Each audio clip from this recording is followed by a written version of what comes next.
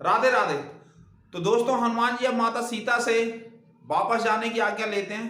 अब आगे क्या होता है इसे अपन देखते हैं। पहले चौपाइयों को देखते हैं और फिर उसके बाद उनका अर्थ समझते हैं। कृपया इस एपिसोड को आप मिस मत कीजिए और चैनल को सब्सक्राइब जरूर कीजिए। तो इस तरह से चौपाइयां। चलत महाधुनि गर्जसी भारी, गर्भ स्रवहि सुनि निश्चर नारी। नाभि सिंधु एहि पारहि आवा, शब्द किलकिला कपिन सुनावा। हर से सब बिलो की हनुमाना, नूतन जन्म कपिन तब जाना। मुख प्रसन्न तन तेज विराजा, कीन श्री रामचंद्र कर काजा।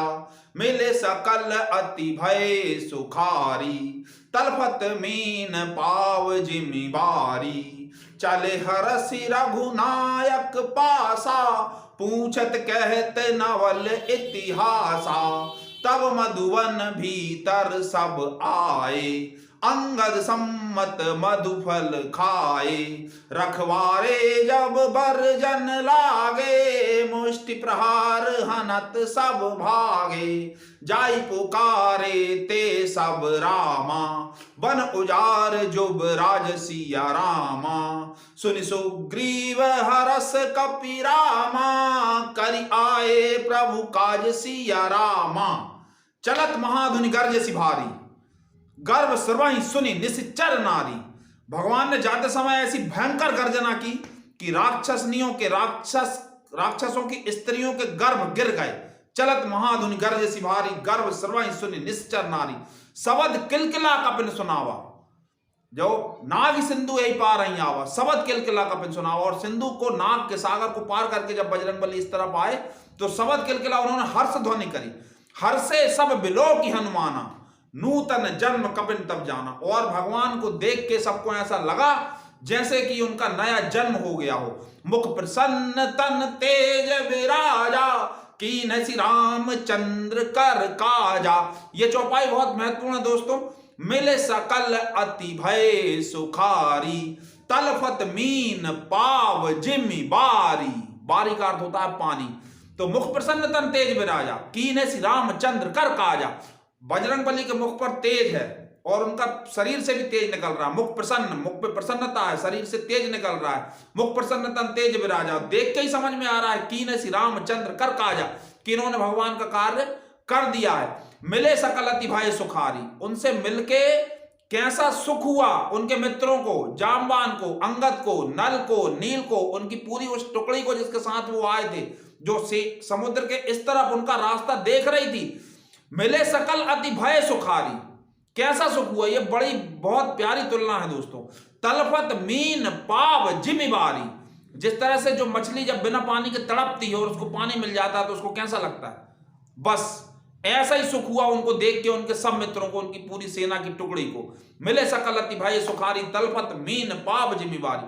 चले हरसि रघुनायक पासा, पूछत कहते नवल इतिहासा। तब मधुवन भीतर सब आए, अंगद सम्मत मधुफल खाए। रखवारे जब बरजन लागे, मुष्टि प्रहार हनत सब भागे। अब बातचीत करते हुए वो लोग आगे आए और जहां पे किष्किंधा की सीमा प्रारंभ होती वहां तक आ गए। अब वहां पर सुग्रीव का एक बहुत अच्छा वन था जिसमें बहुत अच्छे फल लगे रहते थे, जिसमें उनकी इजाजत के बिना कोई जा नहीं सकता था। तो अब इतना बड़ा काम करके आए थे, इतना बड़ा काम करके आए तो मधुवन के फल कैसे ना खाएं।